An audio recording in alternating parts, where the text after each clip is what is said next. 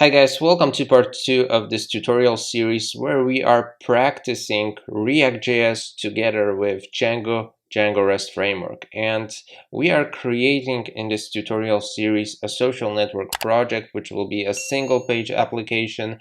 So basically what we need to do in this one is to get familiar with reactjs, and we will do it with the modern standards. So we will be using React hooks. But before we actually begin coding, let's have a look at some theory. Let's also take a look at some of the methods in JavaScript that might be extremely useful when coding in React.js. So this is coming up after the intro.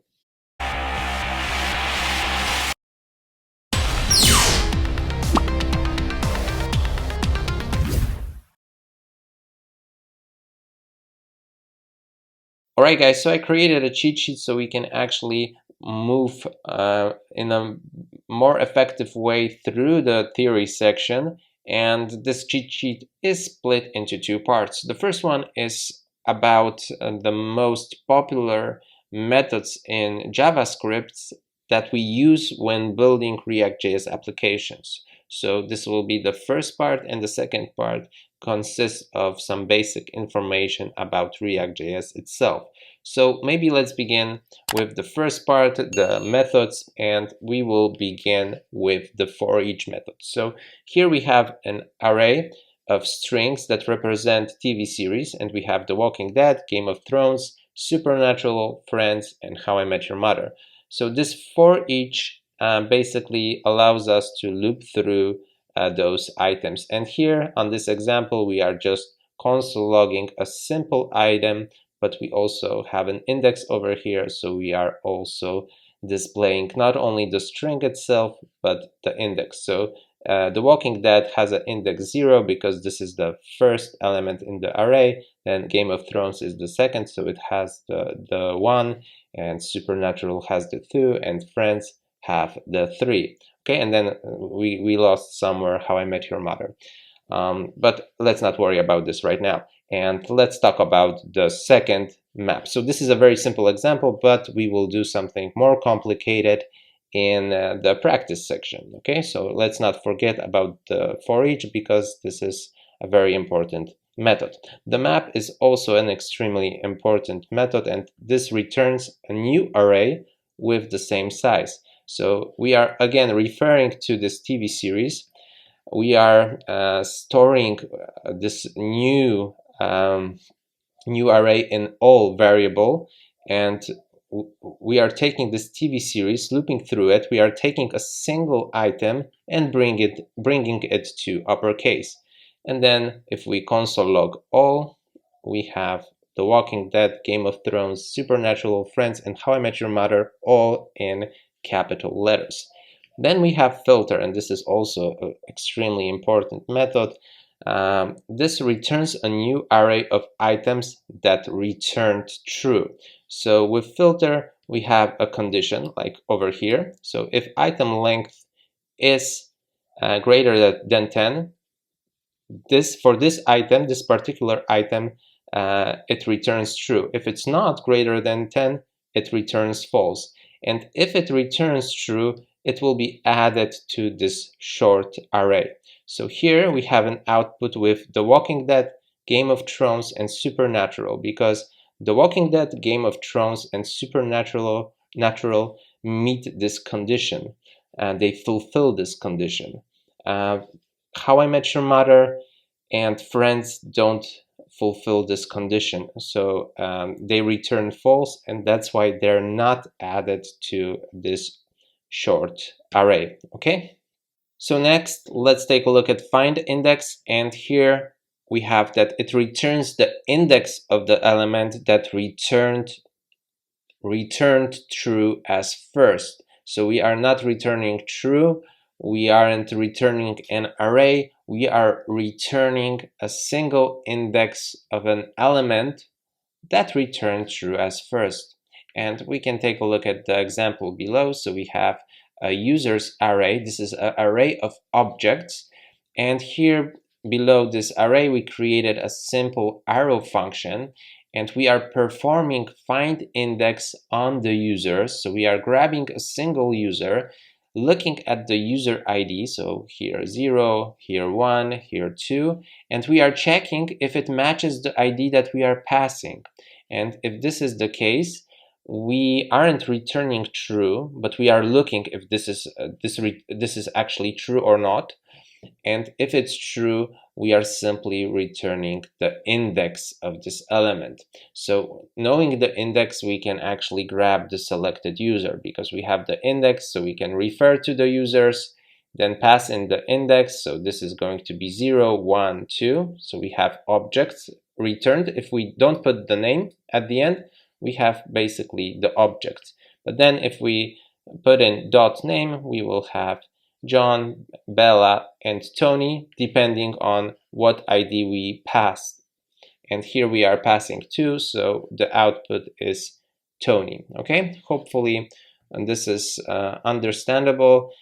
We will use find index. I don't know if in this part, but in the next ones for sure.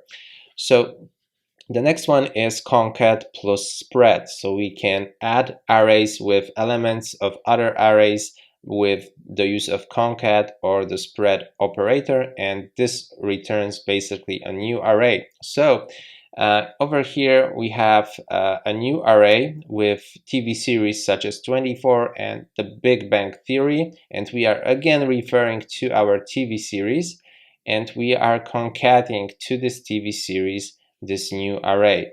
And at the end, we have the old array merged with 24 and Big Bang Theory. Okay, so this is the first example. And then we have another one with the spread operator. So here we are grabbing all the elements from this TV series and spreading them, and then adding 24 and Big Bang Theory, and this is all in array. Okay, so basically we have the same output as in the case where we used concat. And if this is not understandable, just don't panic. We will practice this quite a lot, okay, in this series.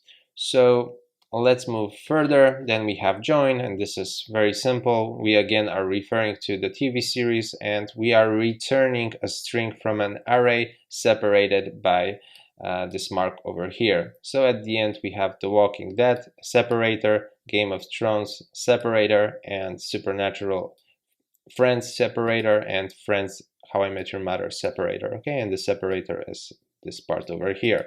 And then we have reduce, and this returns a single value as a result of an operation performed on each element of the array. And this can be also used for flattening arrays. So first, let's focus on the case where we have, for example, summing. This is a very popular use case. We have my numbers, and we want to add them up.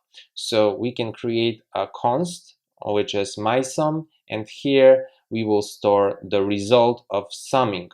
So we are performing reduce on my numbers. We have an accumulator and a current value, and we are returning an accumulator increased by the current value with each iteration.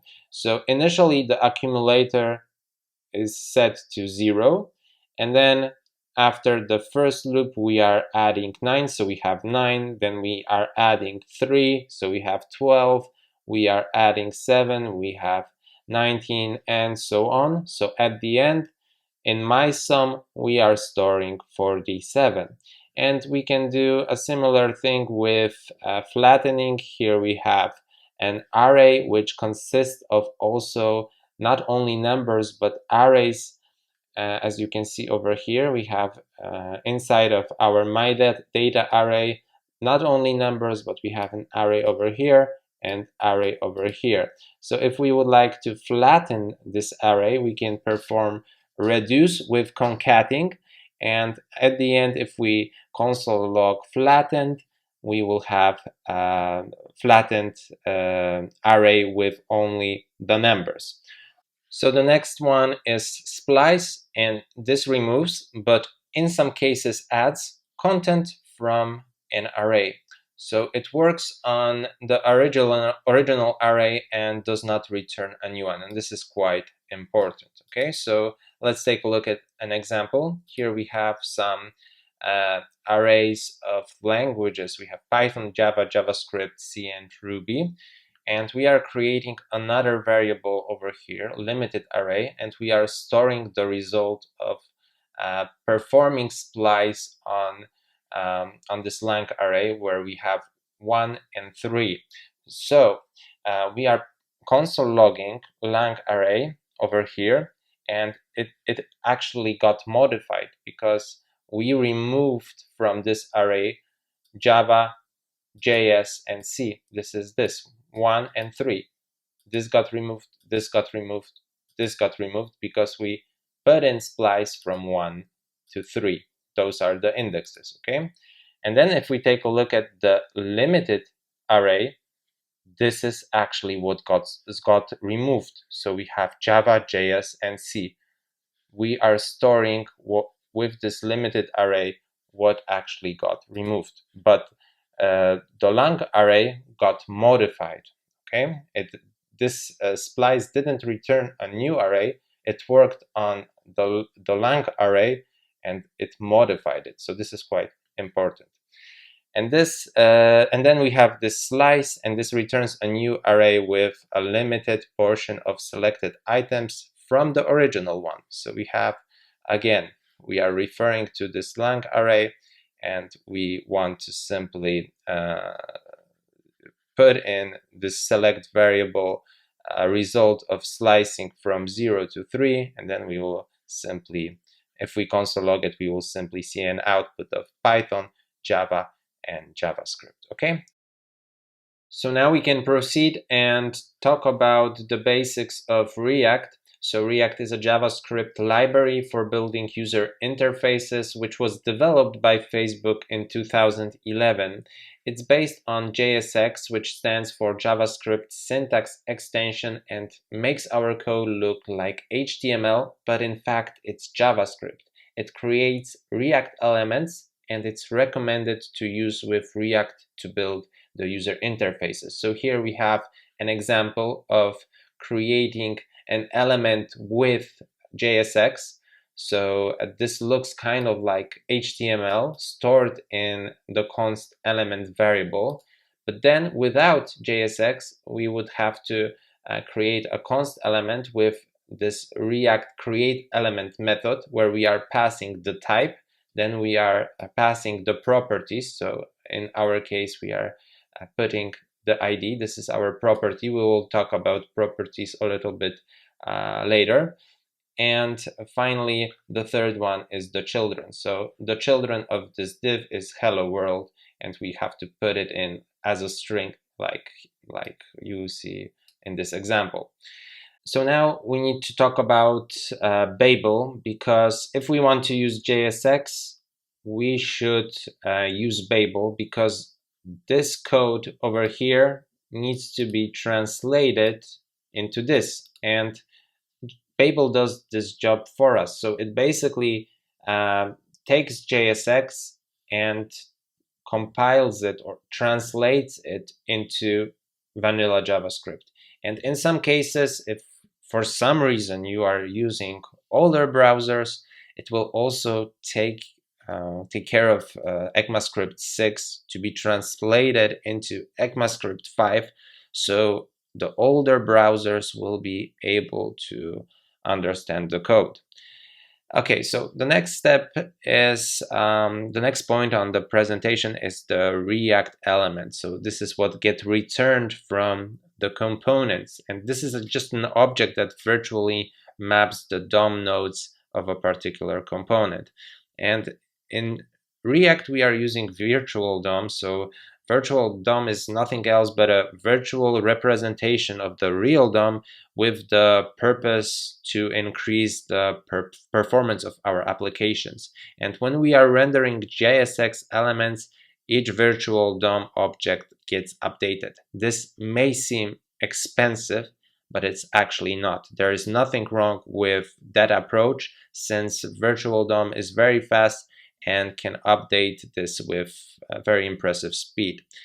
So React, in order to figure out what has changed, compares objects on the virtual DOM before and after a change was made.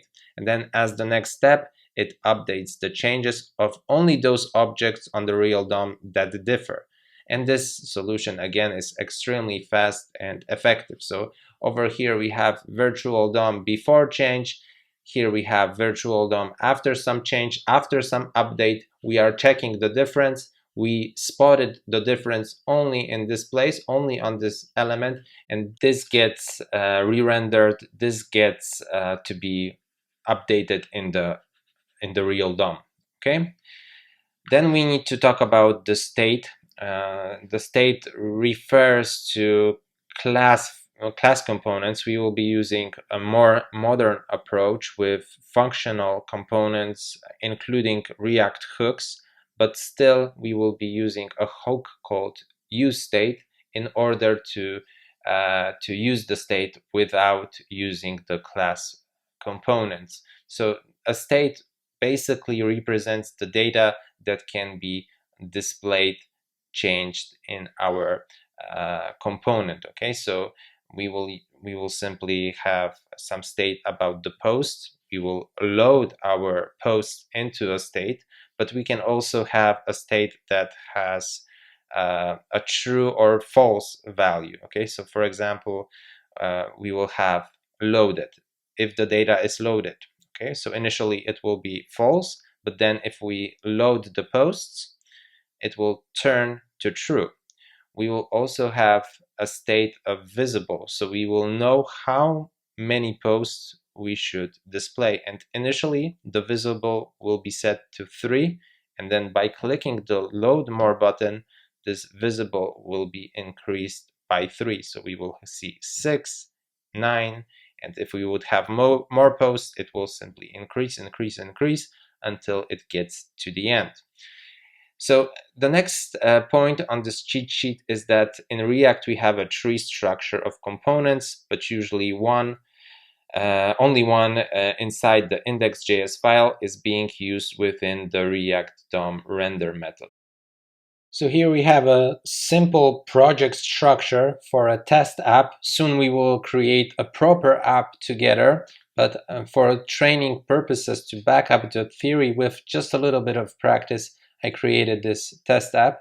And here we have node modules where we keep the external libraries, but also React itself. Then we have public, and in this directory, we are keeping index.html, which is an HTML file. But if we scroll all the way down, we will see a div inside the body with an ID root. And this is very, very important because let's now go to the index.js. So again, over here we have that this React DOM render method is usually used once inside the index.js. So we are now inside the index.js. We see this React DOM render. Inside we have a wrapper, which is a React strict mode, and this is a wrapper for highlighting potential problems in our app. And inside we have an app. Okay, and this app is basically this app.js. It's imported over here. Import app from app. We will open it soon and we will do some stuff over there in just a second. And after a comma, we have a place. Where do we want to render this application? So we are referring to the document get element by ID. So in other words, we are referring to index.html and we are referring to this div with the ID root over here. Okay, so this is basically how it works. So now we can take a look at this app. Again, this is the app.js. And as you can see, this is just a functional component. And it consists of a parent element, a parent wrapper. In this case, this is div. And we will talk why do we need a parent wrapper in just a second. And then it has some classes. So in JSX, we are using class name instead of class, and this has to be camel case. And we have a class name of app. So here we are importing app CSS, and this is this file. And in app CSS, we have our app, and this is just a text align center. And then we have app header, and here we have background, minimum height, the display, and so on. So if we take a look at this app with a logo, okay, and other stuff, this gives us result. I need to open it up like this. Okay, this gives us this result. If we would like to change something, for example, let's comment out the logo. Let's save it. The logo is gone. If we would like to delete this app header, but then bring in the logo, the background is gone. We see the logo, but the background is set to the default. So let's take a look at the most simplest application, the Hello World application. So let's put in Hello World. Let's save it, and we have Hello World. And if we would like to copy this div and put it below, you see we have some problems. We have some problems because, as mentioned before, we need to have a parent component. So right now, if we change Hello World to bye, we hit save, and we will get failed to compile. So we can say solve this problem by adding a parent div and wrap it up. Okay, and now we have a parent element, and inside we have the children, which are divs, and inside we have Hello World and bye. So now if I save this, we can see that everything is working. So let's go back to the theory, and I think we are over here. So within components, we need to make sure that there is a parent element. In example, it can be a div, or if we don't want to add extra nodes to the DOM, we can use React Fragment. Okay, so let's switch this div to React Fragment. To put it over here as well. Okay, so I'm going to save it, and everything is working as well. So React Fragment doesn't create extra nodes to the DOM. This is very commonly used, and if we would like to have a shorter version, because this looks scary to us, this looks too long to us, we can use a shorter version, React Fragment, like this. This will work as well. As you can see, no problems over here. And the last point, I think, because we don't have any pages left, in the index HTML, we have a default, a div with ID root, and this is the place where our React app is going to be placed. So we talked about this already. Okay, guys, so I hope you are still here. I'm going to take a coffee break and walk my dogs. And then we are going to get to the more exciting part where we will do React in practice. Okay, so see you soon. Alright guys, so in order to start coding in React, we will need Node.js. So I'm at nodejs.org, and over here, let's download and install a proper version for our operating system. Let's install this recommended for most of the user version, okay? Once we have this, we can go to the terminal and create our React application. So I'm going to head over to the desktop, and here with the use of command npx create React app, as the name suggests, we are going to create a React application. I will call it posts app, okay?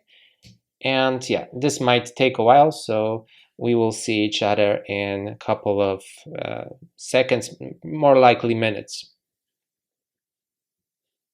All right, guys, welcome back.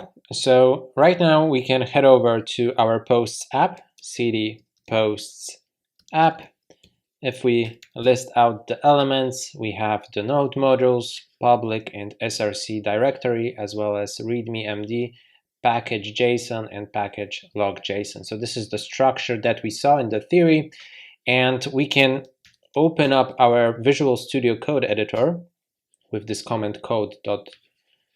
And the next step will be to install React Bootstrap, because we will be using Bootstrap in order to save time. Okay, so I'm going to head over to react-bootstrap.github.io, and of course the link is in the description. Next, I'm going to press get started, and I'm going to copy the installation comment and put it into the terminal. Okay, and as the next step, we also need to scroll down to CSS section and grab this link, and we will paste it inside of the public. Then we need to find index.html, and somewhere above the title, let's paste it. All right, so now if everything is okay, we should be able to use Bootstrap. We will be also using Axios, so let's install it by the way. So npm install Axios, and with Axios we can make our requests easier. And we will be using an API for getting the random user information. For us, important will be the name of the user and the avatar. So we will be using this random user API, and we will get the data with the use of Axios. But this is something that we will do probably more towards the end of the video rather than the beginning. So let's also go to UI gradients, and why isn't this centered? Let me reload it. And let's find a proper gradient. Okay, so choose anyone you like, maybe this Ibiza sunset.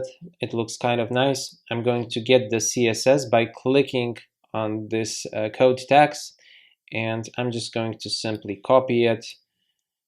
Okay, it seems it's got copied automatically, and we just simply need to head over to our source directory, and I'm going to paste it directly in the body. So I'm just going to make it like this, and I'm not going to worry about anything else. So the body will have this gradient. All right, and yeah, now what we can do is to actually recreate this app.js so we can see hello world. I'm going to delete the header and put in hello world, save this, and then over here at the terminal we need to run npm start.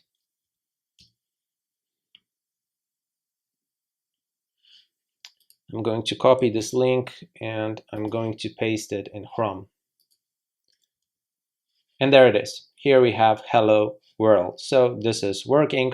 And before we actually do more coding, let's also go to extensions, type React, and let's find simple React snippets by Björk Holland. Please install this extension, reload Visual Studio Code, and once you do this, let's rewrite this app component. So I'm going to delete absolutely everything. And with the use of this snippet, life is very easy because we can write down EMR, and this will import React from React. This is absolutely crucial to have this import. And then we can put in SFC, and this is going to be stateless function component. Here we just need to provide the name of the component, so we'll put in app, and it will be exported. Okay, so let's put in app, and then here let's put in a div div with a class name set to app. And inside, let's put in hello world 2, so we can see that it actually is working. And yeah, actually for this to be working, we still need to import the CSS, this app CSS. So at the top, we can write down import app CSS. Now if we save this, we have hello world 2. All right, so let's go to the source directory, and inside we will create components folder. Inside the components folder, we will create another directory called posts, and inside of posts we will have posts.js and a single post.js. And I will explain this a little bit later. Why do we have it like this? And for now, let's focus on the posts. So we can practice creating functional components. First of all, EMR to import React from React, and then SFC, we put in posts, and we need to put in something in the return, starting from the parent element. So here I'm just going to put in a div, for now at least, and I'm going to type something like maybe posts will go here. Let's save this, and if we go to the browser, nothing will change. And the reason for this is that we actually need to do something with this component. So what we can do in order to display this posts will go here is to import this component inside of our app.js, because we know that this app.js is being rendered. So over here to the main app.js, we can put in posts. And let's start typing posts. And we have a convenience import. We don't need to type the import on our own. We just need to click it, and the post component got imported automatically. So normally we would have to type this import post from .components posts, but with this auto import we have easier life. We can code faster, and this is going to be a self-closing component. It's not going to be a wrapper, it's going to be a self-closing component. So we can write something like this.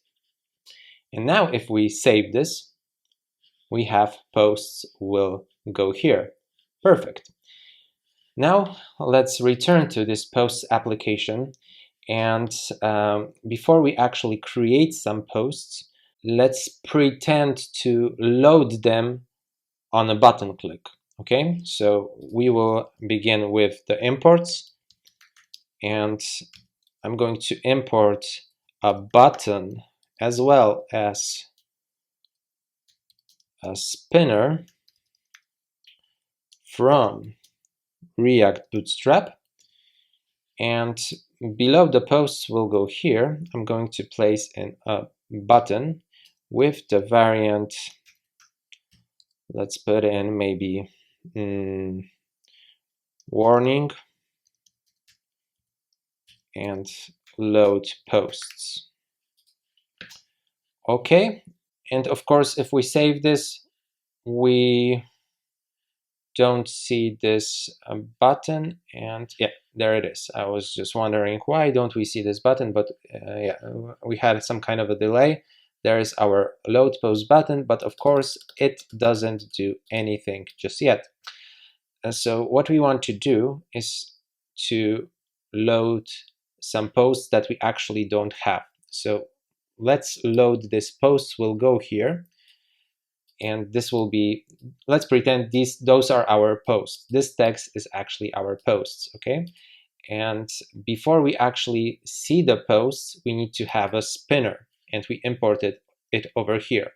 So in order to have this working, we need two things. We need to have an on-click event that leads us to an arrow function that we will create, and this arrow function will handle the logic. And then the next thing is that we actually need to have some state so we can change it. And let's begin maybe from the state, and we are working within the functional components. So this is the more modern approach rather than class components. And in order to have this working, we need to import a React hook called useState. So inside the const posts, we will create another const, and it will have an array with two positions, loaded and set loaded. We will talk about set loaded in just a second, but right now let's set the initial value of this loaded. So I'm going to put in useState, and we want to set the default as false. So by default, the posts aren't loaded. We are willing to load them, and once we have them loaded, we want to change them to true. So we will change them with the use of set loaded. And if this is confusing, it will soon be clear, because we will create an arrow function called handle load. And here, let's begin by creating a variable that I'm just going to call load, or maybe C loaded as a copy loaded. And this is going to be the opposite value of the loaded. So if here we have false, the C loaded will be equal to true. If this is true, the C loaded will be equal to false. And then we just need to set loaded to be equal to C loaded. So we need to pass in C loaded. All right. But this isn't it. This won't give us anything, because we actually need to use this handle load.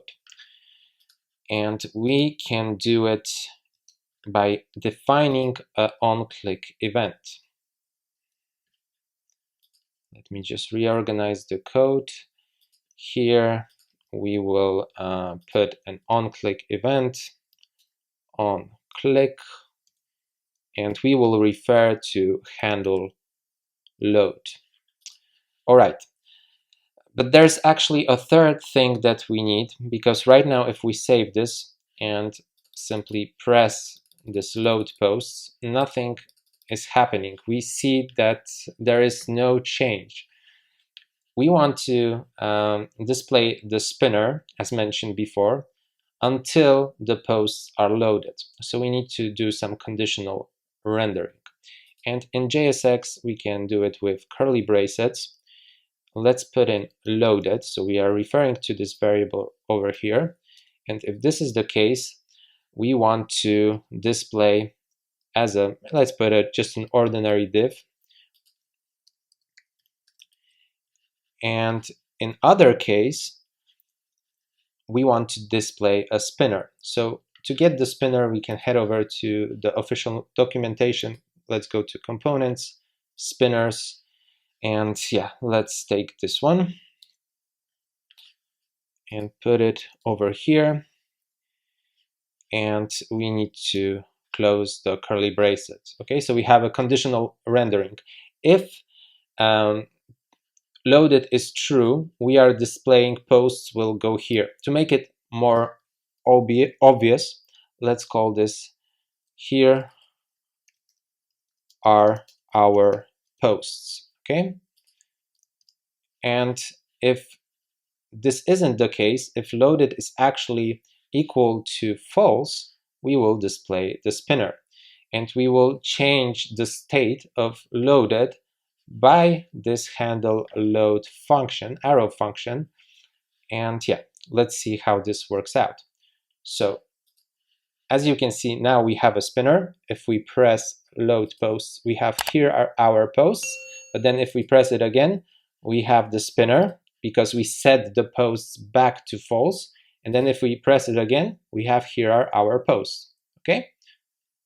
So now it won't be actually a bad idea to get our posts. And in order to get them, we need to actually create them. Okay. So usually we would get those posts from an API. And once we do some work with Django Rest Framework and create an API, we will be able to do it. So this is something that will be done in the upcoming videos of this tutorial series. But for now, let's create a variable called maybe my posts, and this is going to be an array of objects. So the posts component is a perfect place to manage our state, and we are going to create the posts inside the my posts variable, which will be later loaded into state, because usually we would do it this way. We would get the posts from the API and load it to the state. So in order to have the posts in the state, let's put in another const, and in the array the posts variable, and set posts. And this is going to be use state with an initial value of an empty array. Okay, so now what we can do is to focus on creating this my posts. We will need an ID. So for the first object, we will have an ID equal to 0. Then we will have a title, and I'm just going to put in post 1. The next step will be the description, or the body. I'm just going to leave it description, and here we will have description post 1. We will also need to know if this post has been liked by us. So here we will have liked, and the initial value will be false. So when creating an API, we will also need to have this liked field, okay? And then we will have the total likes. And initially it will be 0. And again, when creating an API, we will also need to provide this information. And now we can simply copy this and paste it. I'm going to do it. I'm going to have 9 objects, okay? So 3, 4, 5, 6, 7, 8, and 9.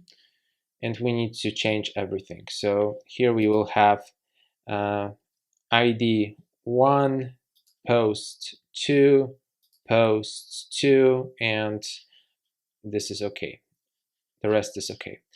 Here we will have an ID of 2, post 3, post 3, and we can move to the next one. Here we have ID 3, post 4, post 4, ID 4, post 5, post 5, ID 5, post 6, post 6, and then we will have ID 6, post 7, post 7, and ID 7, post 8, post 8, and then ID 8 as the last one, post 9, and post 9.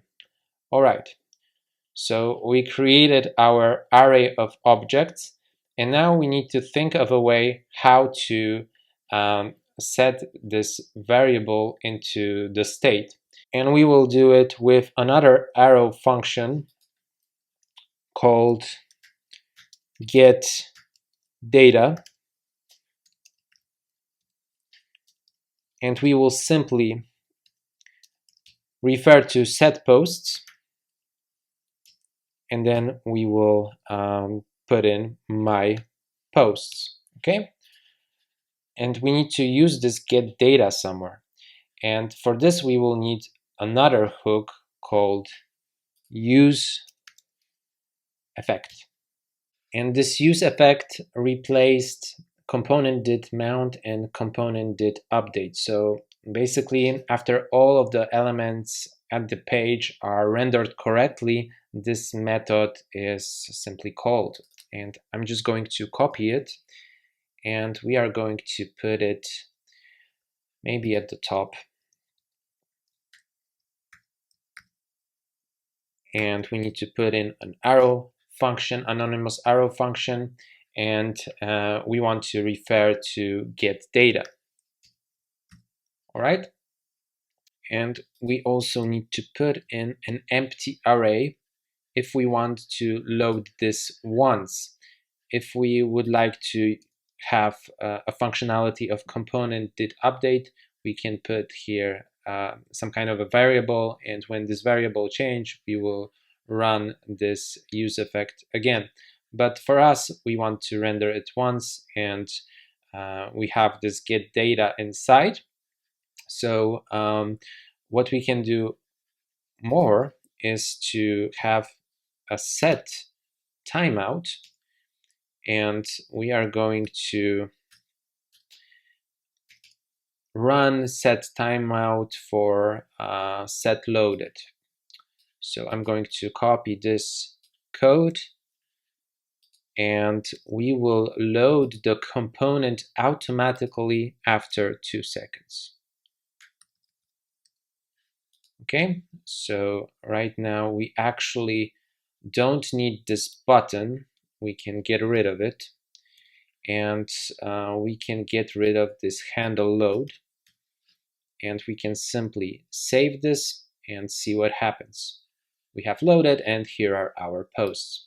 So this is working correctly. 1, 2, and here are our posts. This is the spinner functionality. Now let's focus on the posts so we can actually display them. So I'm going to do it in the return below the loaded. And for now, what we are going to do is to simply write posts.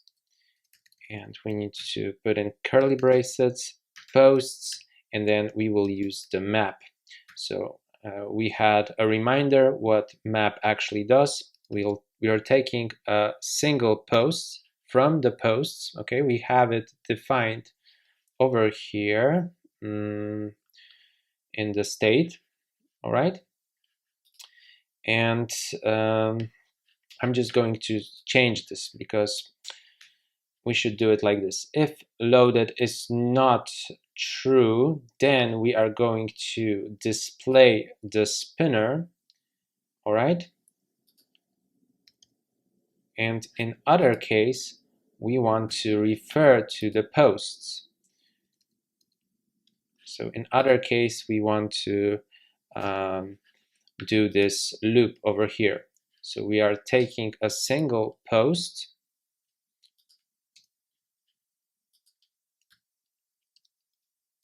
and then we are returning, for example, a div, just for now, a div with what can we put inside? Let's put, just for now, a post ID, okay? So post.id or description. Okay, post description works better. Okay, I'm going to save this, and there it is. Description post 1, description post 2, description post 3, description post 4, 5, 6, 7, 8, and 9. This works great. However, now we can focus on creating a single post inside of our post.js. So we are going to create a card using React Bootstrap, and instead of a div, we are going to put inside the return this post component and pass in some of the properties. So it will be easier to explain once we start working with this code. So let's jump into the post.js, and here again we need to begin with IMR, and then let's write down SFC, and this is going to be a post, and here the parent component, the parent element will be a card. So we need to import card from React Bootstrap, and let's put it in the return, and let's also give it a style. So to define a style, we can do it like this. We need to put in double curly bracelets, and let's set the width to maybe 50%, and we want to center it. So let's put in a margin of 0 out. Okay. And maybe we can also add a class name of MB3, so we will have some margin bottom of 3 at spacing between the cards. Okay. Next, we need to provide the card body, and inside the card body, let's have for now a card text. We will extend this in just a second. So card text, and here we will display something. But as you probably remember from the theory section, we need to communicate with those two components with the use of something called props. Prop stands for properties, and now we can first of all, let's delete this. Let's bring in our post component, so we can do it with auto import, and this is also going to be a self-closing component. And let's define description as post description. Okay, so we are passing description as post description to our post component. Let me save this. And in the post component, we need to put in over here, we need to pass in props, so we can inside the card text use props description. Okay, and let's see if this will work. So I'm going to save this, and there it is. We have a card, description post 1, description post 2, description post 3, description post 4, and so on. So since we are here, let's finish this card. Of course, without the users, because this will be something that we'll do at the very end. We'll need to work with an external API. But for now, let's focus on displaying the title, displaying the description, and the likes. And of course, we will have some buttons for liking the post and deleting. So yeah, we can have a card title, first of all. So here we will create card title, and this is the place where we will put in the title. And we need to pass it from the posts to the post.js.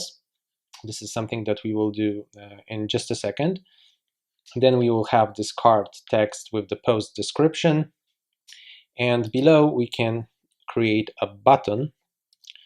So this is going to be a button, but we need to import the button first from React Bootstrap.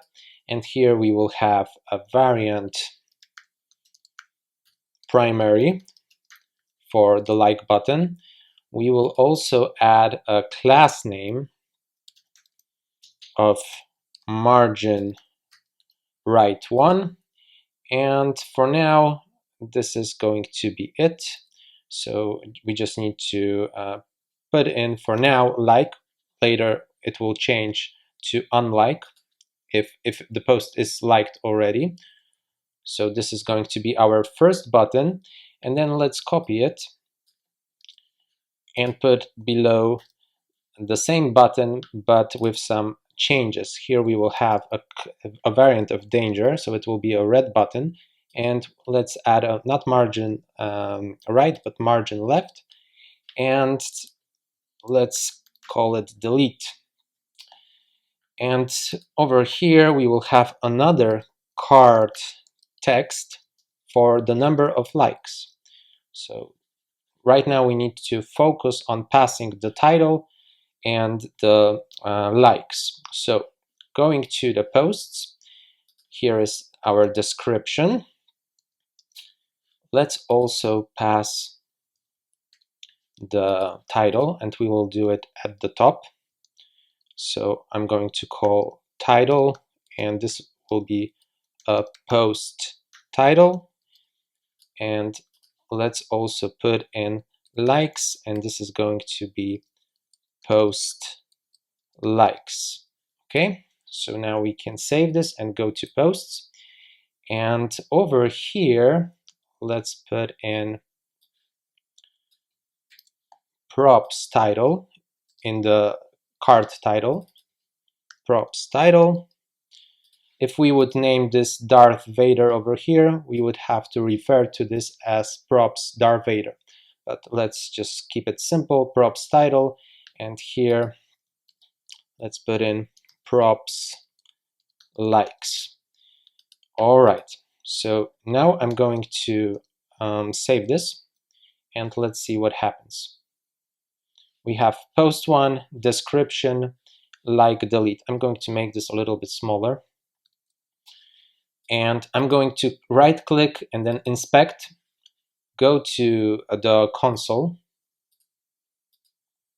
And as you can see, we have a warning. Each child in a list should have a unique key prop.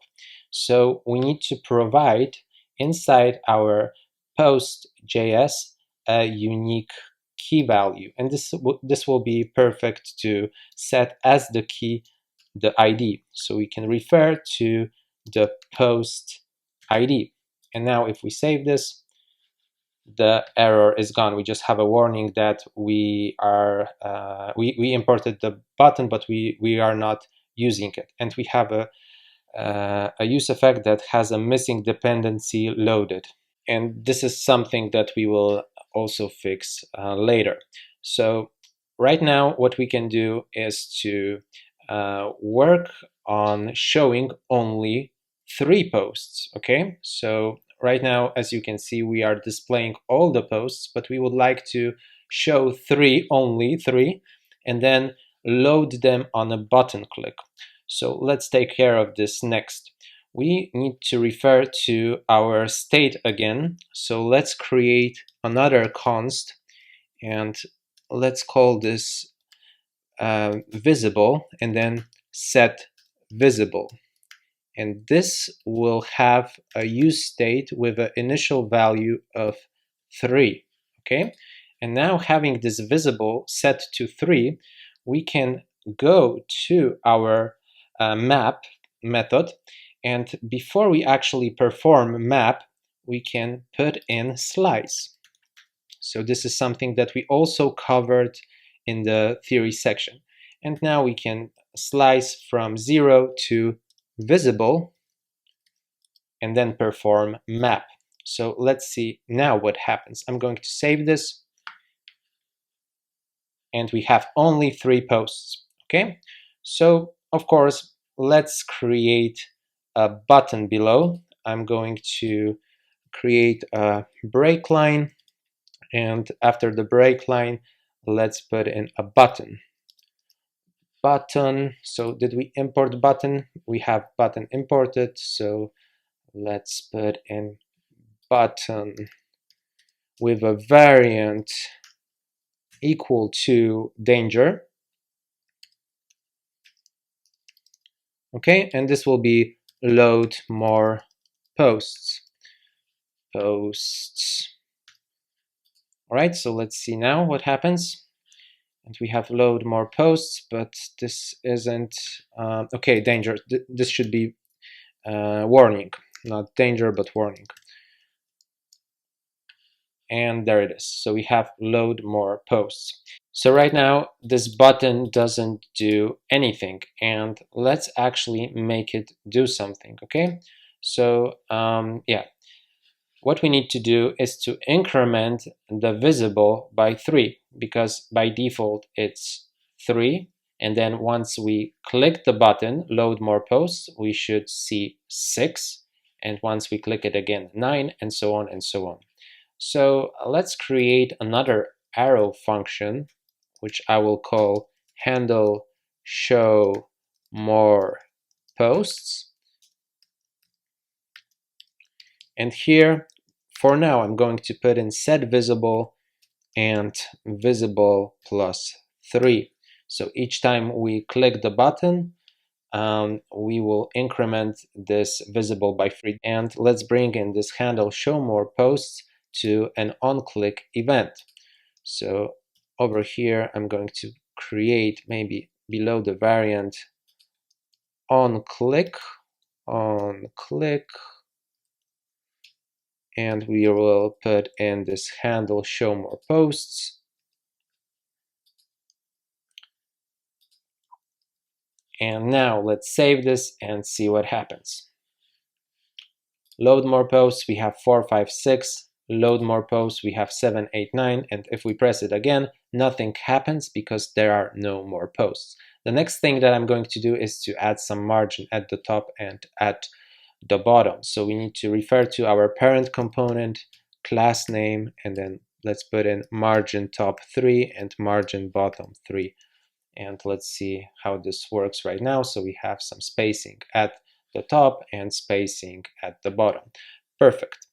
So the next improvement will refer to this button, because if we reload the page, we have load more posts, but the posts are loading, so it's, it shouldn't appear when the posts are loading. So we can do another conditional rendering, but this time not with the use of if else, okay, without the question mark and those 2 dots. We can do it a little bit differently. We can write down loaded, and if this is the case, we want to display this button. So we need to close it off over here, and let's see how this works right now. As you can see, the load more post button is gone while loading. And then we have it again over here. Load more posts, load more posts, load more posts. Perfect. So right now, maybe we can make this like button actually do something. So we want to press the like button, increase the counter by 1, and change this like to unlike. And then once we press the unlike, we want to see like again, but the counter should be decreased to 0 again. So in order to do that, well, we need to create another arrow function called, let's call it handle like, which maybe it would be nicer to call it handle like unlike, but I'm just going to just make a shorter name for this. And here the first thing that we are going to do is to create a copy of our posts. Okay, so I'm going to call it cposts, and I'm going to use the spread operator to create a copy. All right, so now I have a copy of the posts, and I'm going to use a for each. So I'm going to work directly on this cposts, and then let's write down for each, and we want to grab a single post and check if post ID matches the ID that we are going to pass. So here we should pass in ID, and now we can write an if statement. If post ID, so if the ID of a particular post from over here, this one, this one, this one, and so on, matches the ID that we are passing, then what we want to do is to check if the post has been liked already. So again, let's scroll to the top. Here we have liked false, everywhere is liked false. Okay, so we want to check if post liked, and if this is the case, well, we want to set the post liked of this particular object to be set to false, and we want to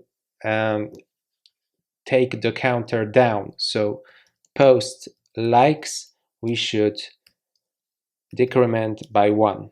And in other case, we want to grab the post liked and set it to true. And then we also want to, in this case, increment the counter by 1. Okay, so we have this handle like, but how to use it? Well, we need to pass it with the props. So we need to head over to our post, and let's define a prop like post. And here we are going to pass in this handle like. And we need to do it with an arrow function, because this handle like will take in a post ID, because we are expecting an ID over here. And then we are passing this as a props to the post component. So right now what we can do is to simply go to the posts, and over here we will have an onClick event in the proper button. So okay, here it is. We just need to create another onClick event. This is the like button. We will change this in just a second. So here, let's put in props and then like post. This is it. This is all we need to do. And now if we save this, okay, nothing seems to be working.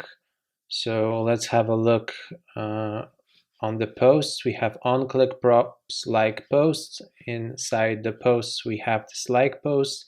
We are referring to handle like, and we are passing post ID. So here is our handle like.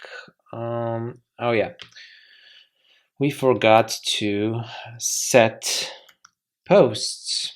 Without this, this won't work. So we want to set post as C posts.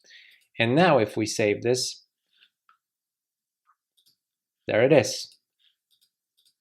Okay, so everything is working. And the next step will be to go to the post component and provide some logic. We will need to actually pass in additional props because we have likes, and we also need liked. So this is going to be post.liked, okay? And we can use this liked in order to know to either to display the like or unlike. So if we go back to post, we can now write down conditional rendering props liked. And yeah, if this is the case, we want to simply display unlike, and in other case we want to display like. So now let's take a look at how this works. Like, unlike, like, unlike, like, unlike. Okay, everything is working, and if we load more posts, we still are able to like and unlike them. Okay, so if this is working, let's now focus on the delete. And in order to do that, well, you probably guessed it, we need to create another function, another arrow function inside the post.js. So below the handle like, let's create another one called handle delete or handle delete post. And as mentioned before, this is an arrow function, and it will also take in the ID. So we will do this with the use of filter, and we will create a variable called cPosts, and this is going to be posts filter. So we are returning a copy of the posts array with the filter, with the posts where some condition is met. And in our case, we want to grab a single post, and this time we want to check if the post ID doesn't match the ID, because we want to have all the posts apart from the one that we selected, because the one that we selected we want to delete. So here we are creating a new array with the posts that aren't the one that don't consist of the one that we selected. All right, and then we can simply write down set posts and pass in our C posts. Okay, and of course we need to go down and we can put in delete and refer to this handle delete post, pass in the post ID, and of course we need to go to our post.js and I'm going to copy this onClick event because we are going to place it over here, and instead of like post we are putting delete. So now if we save this, let's see if this is working. As you can see, everything works perfectly fine. Okay, let's try it out again. Delete, delete, delete, and then load more. Okay, so now let's actually return to the beginning because we forgot about displaying an alert that all the posts have been loaded. So let's do it really quickly. We need to head over to posts and we need to import from React Bootstrap an alert. Alert. All right. And then if we scroll down to our main div, here we can add another condition. So if loaded, and then also we need to check if the post's length is greater than 0. So post's length greater than 0. So we are checking if there are posts. And if this is the case, we want to show an alert. So let's put an alert and let's just put in a variant of success. And yeah, we can put inside all posts are loaded. All right, so let's see if this works. And there it is. We have all posts are loaded. Okay, so as the next step, maybe let's begin working on our API. I'm going to paste a link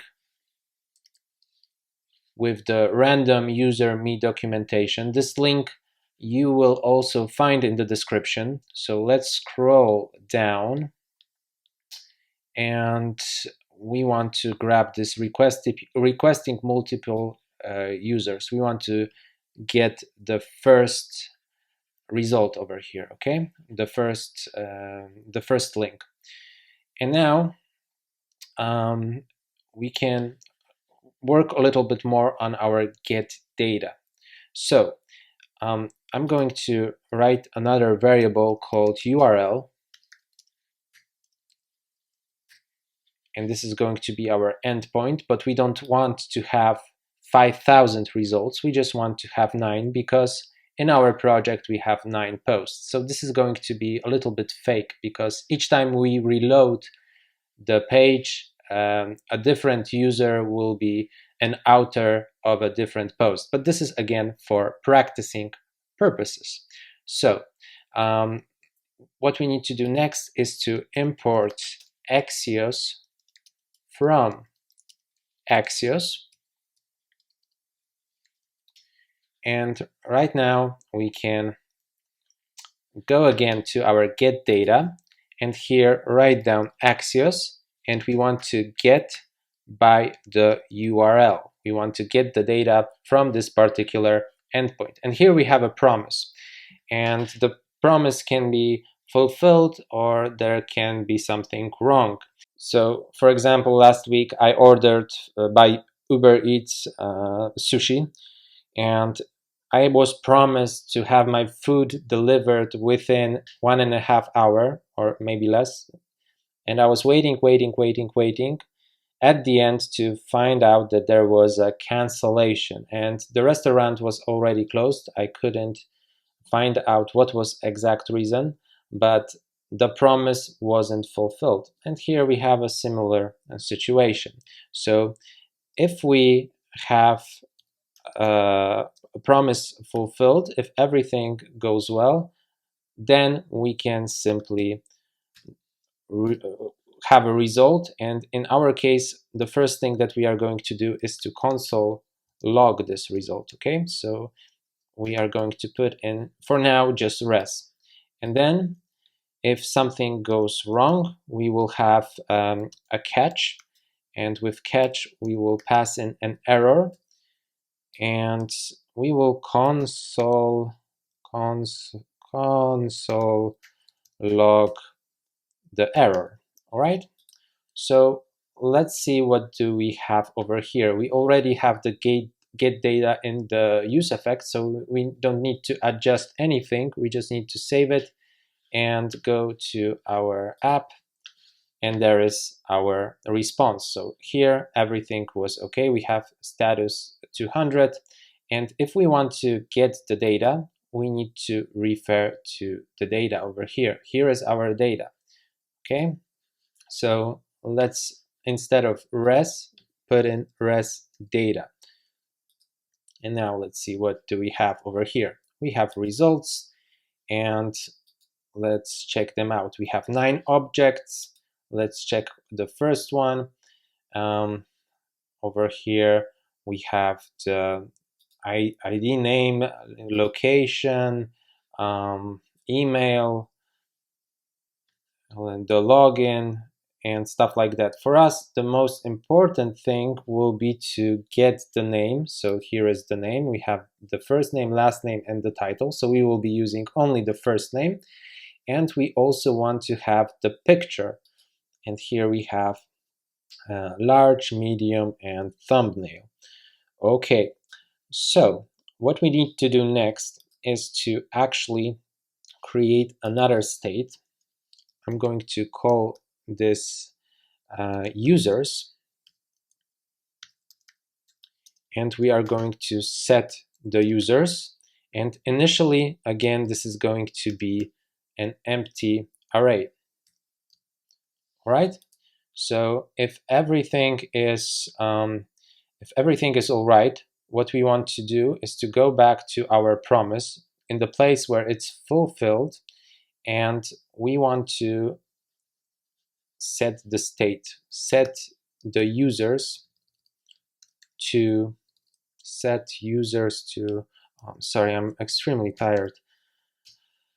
Set users to res data, but we also want to refer to the results, because over here, as you can see, we are in results. So if we console log res data results and set it as results, we will see what we are dealing with. So let's save this, and as you can see here, we have only 9 objects, an array of 9 objects. Perfect. And we loaded it to our state. So right now, what we can actually do is to get rid of this. Get rid of this this set timeout, because we will be able to simply live without it. What we need to remember is that we have here set loaded. So I'm going to delete the set timeout. We will have only the get data. And then over here, if everything goes all right, I'm going to put in another then. And over here, I'm just going to set loaded to true. Okay, and then if something goes wrong, we will see an error. And we can put in, oops, we have an error, and then display the error. So if I made some mistake over here,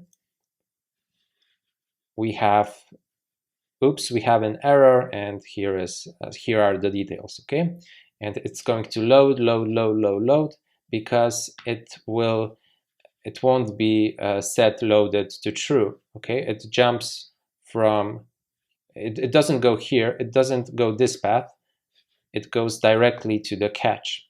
But then if I make this URL correct, save this, everything is all right. So if I reload again, we have a spinner for a short amount of time, and everything is all right.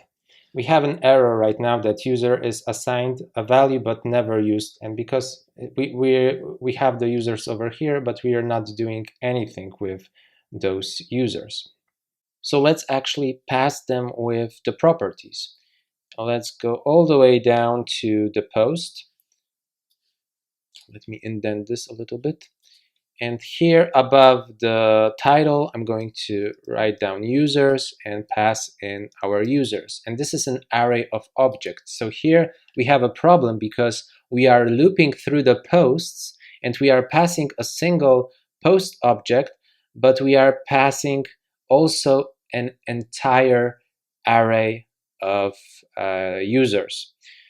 And this might be a little bit problematic, but if we take a look at the intro theory section, we can use a syntax like this. So we are taking a single post and we can get an index of this single element. And we can also create a new property, and I'm just going to call it index. And here we are going to pass in the index. So right now we can save this, go to our post.js and see how this works. So I'm going to import image, and over here above the card title, I'm going to actually create the avatar. So image source is going to be set to props users, but this gives us the entire array of users, and we want to select only the particular one. So we are passing also an index of a single element, so we can refer to the props index, and now we are dealing with a single object. And if we go to our application, take a look at our objects, we want to have a look at the picture. So let's see what's inside the picture. We have medium, large, and thumbnail, and we are interested in the medium one. So over here, I'm going to go to picture and grab the medium one. Okay, and then I'm going to make it rounded circle, and then I'm going to close off the image component. And now let's see what happens. We actually see the avatars. All right, so this is looking good. So since we have this working, let's also provide a name. I'm going to copy this card text and put it below, and here we just need to refer again to props users, grab a single user object, and then let's go to our application again. Let's take a look at the name. We have first, last, and title, so we want to grab the name and the first. So over here, let's put in name first. And there it is. Okay, so everything is working. However, this is done only for practicing purposes, so this solution isn't perfect because each time we reload, we will have different authors of those particular posts. But again, this is done only for training purposes. Another issue that we are facing is right now that if we press delete, as you can see, the posts get deleted, but the authors remain the same. And this is because in our handle delete post method, we are deleting the posts, but we are not doing anything with the users just yet. So maybe it's a good time to change this. Okay, so let's copy this, and the logic will remain pretty much the same. We will still use filter, but not on posts, but on users. And here we will have a single user where the user ID doesn't match the ID that we are passing. And I'm going to comment this out because the problem is that if we take a look at our array, we have an ID. However, this ID is name and a value. And we want to make it easy. So we want to have the same object with the same ID as the post. All right. So we want, if Jade is the author of post 1, post 1 has an ID 0, so Jade should also have an ID 0. And in order to do this, we need to go to our Axios get, and here let's not set the users just yet. Let's create a variable called letData and assign to it res data results, and we are going to perform a for each method on the data. So let's put in a data for each, and let's put in an item and an index. And the next step will be to simply create or recreate the ID. So here I'm just going to put in item ID, and this time we are just going to assign the index, all right? And then we are going to console log the data. All right, so here we are not setting the user, so this will give us an error, but before we actually should see this console log with the modified objects. Okay, so here is our error. Let's scroll all the way down, all the way up, sorry, and let's take a look at the first object. And here, as you can see, we have the ID 0. Then we have the ID 1. And yeah, this is exactly what we wanted to accomplish. So now, if we know that this is working, we can put in set users and pass in the data. And right now the error should be gone, and we can continue working on our delete function. We can continue adjusting our delete function because right now nothing changes just yet. Okay, we still have this issue. So let's go to handle delete posts. Let's bring this back in, and then below the set posts, let's put in set users and put in C users. And now let's save this. And as you can see, now everything is working the way it should. Okay. So let's just play around and see if everything is working. Okay, so we still have the load more posts button, and if there are no posts, this load more posts button shouldn't be visible. Let's reload and let's see if there are other issues. I'm going to close this window and I'm going to make this a little bit smaller so I can see better what's going on. Load more posts. Let's delete some. Okay. Let's load more posts. And here we have an issue, or we don't have an issue. 1, 2, 3, 4, 5, 6. No, everything seems to be fine. Yeah, everything seems to be fine. Load more posts.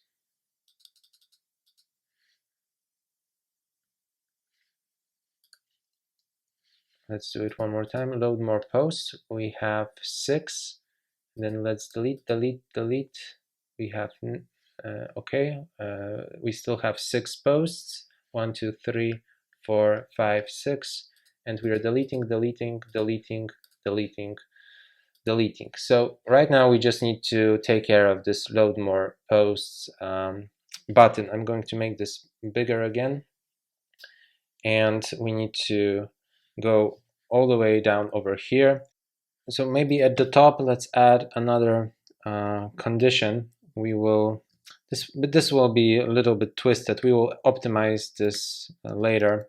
I'm going to write down an conditional rendering again, and if we have loaded and the post's length is basically smaller or equal to visible,